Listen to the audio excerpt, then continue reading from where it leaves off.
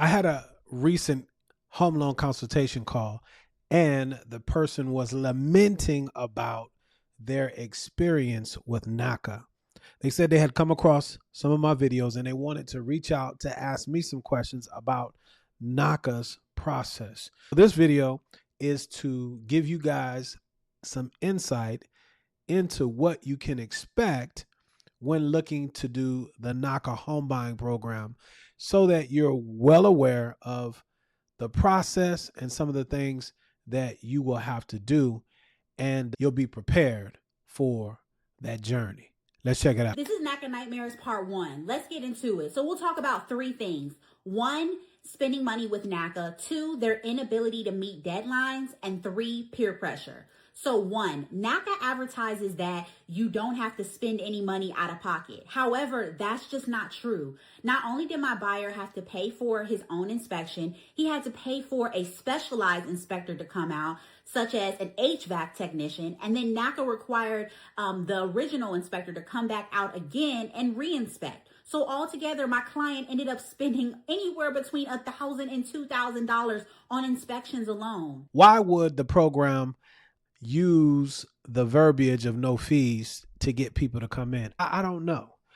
I don't know why they really don't outline the real issues that they have, they meaning NACA. And the largest issue, in my opinion, other than not disclosing the fees and the money you will have to save and the process that they take you through to make sure you're not buying more home than you can afford, and the purchase limits that they put on you as a result of your debt to income ratio, all which are great, but they just don't disclose that to you up front. So you got to ask yourself, why is that?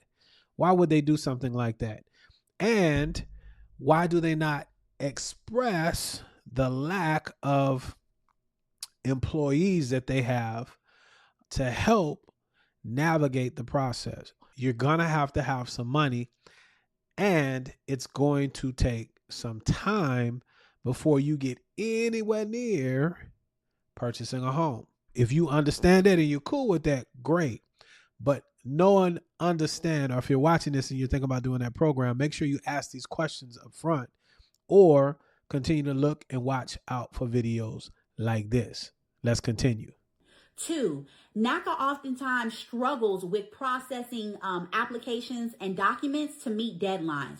When you submit an application or any additional documents to NACA, they place you into a queue with thousands of other NACA members for your documents to be processed.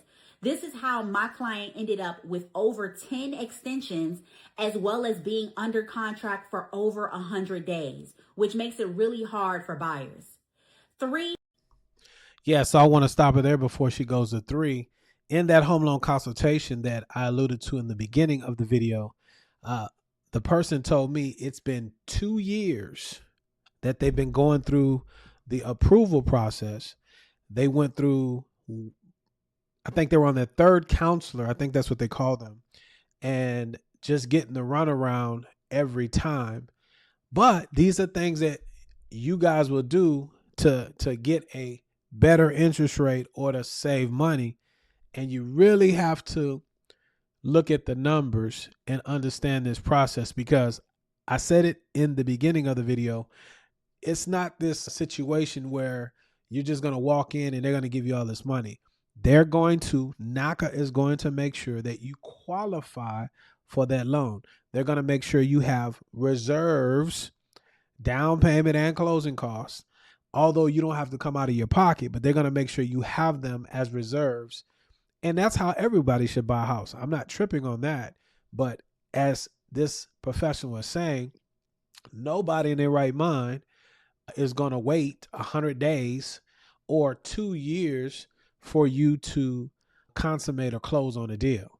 And so this puts you in a very tough spot if you're looking to do a program like this and you're running into these issues. If some of you out there are watching and you did not deal with the first or second issue that she mentioned, well, let us know in the comment section.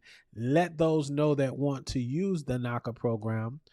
1, how much money you really have to have for fees. 2, do you have to have money saved before you can close on a home? And 3, how much home can you really look to buy purchase price wise as it relates to your income or your debt to income ratio? Let them know those things down in the comment section so they can determine if they want to go on this marathon called NACA. Let's continue. Peer pressure. Both of my NACA clients told me that they were peer pressured into trying to drop me as their agent and go with a NACA agent that's in-house. Within the state of Georgia or any other state, you have the ability to select whoever you want as your actual realtor. As long as they're providing you with a great experience, professionalism, and helping making it a smooth transition for you to the closing table, you are able to select who you want. And if you're told otherwise, it's illegal. Yeah, so love what she said. And you guys need to understand that there is a lot of peer pressure, not just with choosing a realtor that's associated with the program, but I mean, you might have to go march, you might have to vote, or you might have to get the vote out, if you will, and do a lot of things for this so-called free money. Now, if that's something that you want to do, great. If you didn't understand that you might have to do some of these things, do your research and ask those questions. Here's some more questions to ask. Do I have to be a part of any community service mandatory? For how long? Is it a period of time or is it for the life of this loan? How long do I have to stay in this home? Or if I move or sell the home, what are the ramifications of that? These are some great questions to ask because you might find that, you know what? If you have to fix your credit, right? Meaning you pay on time, all the time, every time. If you have to have money saved in reserves, right? And if you find that you don't want to wait 100 days on contract or 2 years in the case that I'm speaking of, you may just want to go with a traditional loan, a traditional FHA, VA, USDA, or conventional loan. I get a lot of folks that say, you know what, I'm tired.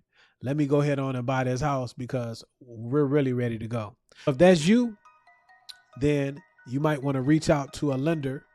You're in luck. I am a lender. My NMLS license number is 180100, and my contact information is in the top pinned comment or in the description of the video. What I'm saying, guys, is this: nothing's free, and the freer it is, the more it costs. You just got to figure out where those costs lie. Watch these next 2 videos if you want to continue educating yourself on topics like this or the particulars on how to actually get into a home. Be good to one another. Let grace abound. And we'll see you on the next one. Y'all stay blessed. Indeed.